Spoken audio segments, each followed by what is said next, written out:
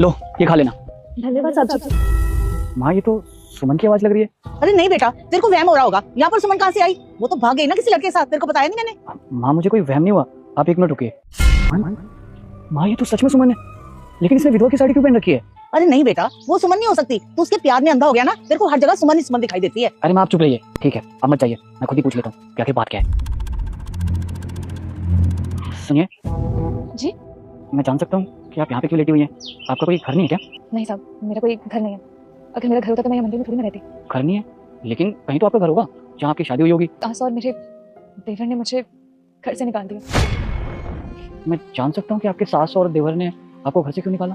साहब बिजनेस के लिए बाहर फॉरेन गए थे, लेकिन आते वक्त उनकी फ्लाइट क्रैश कर गई और वो नहीं रहे। जैसे ये बात मेरे सास और मेरे देवर को पता चली तो उल्टा उन्होंने मुझे ही ताने देने शुरू कर दिए।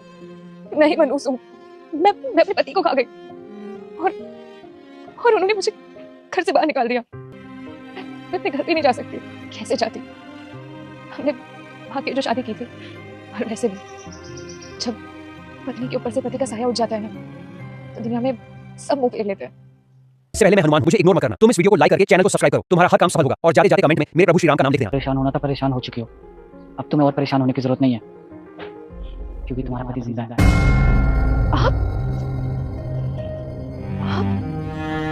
आप जिंदा हैं? हाँ मैं जिंदा हूँ।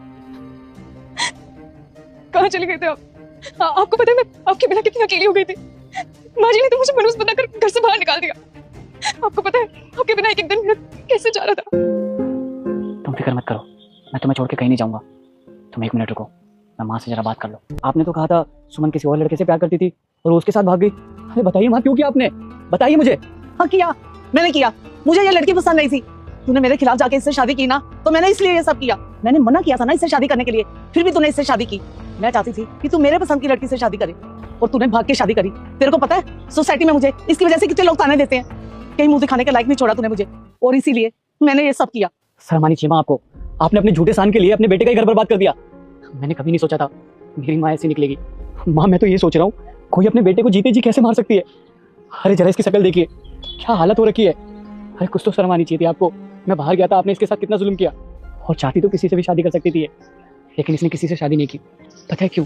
क्योंकि मुझसे प्यार करती थी। लेकिन आप ये कभी नहीं समझोगी। देख बेटा, मैं इसके साथ नहीं रहना चाहती थी, इसलिए मैंने ये सब किया, और मैंने अपने बेटे की भलाई सोची। इसमें गलत क्या किया मैंने? ठीक है माँ, अगर आप सुमन के साथ नहीं रहना चाहती तो मैं भी आपके साथ नहीं रहना चाहता। आप रहिए अपने छोटे बेटे के साथ, और उसकी शादी अपने स्टेटस के हिसाब से कराना। मैं जा रहा हूँ सुमन के साथ। बेटा बेटा